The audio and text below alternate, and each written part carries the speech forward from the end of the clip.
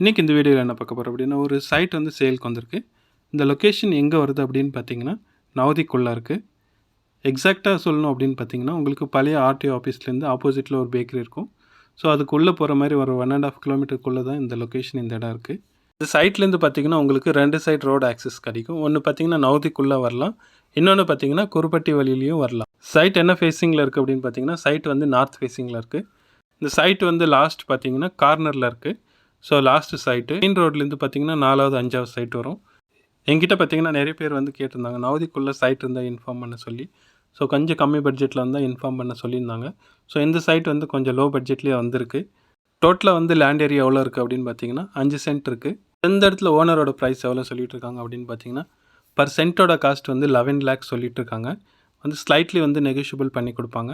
So யாருக்காவது இந்த location, இந்த இடம் பிடிச்சிருக்கு அப்படின்னு நீங்கள் நினச்சிங்கன்னா, நான் ஸ்க்ரீனில் டேரெக்டாக ஓனர் நம்பர் கொடுத்துருக்கேன். ஸோ நீங்கள் யாராவது விருப்பப்பட்டீங்கன்னா டேரெக்டாக கான்டாக்ட்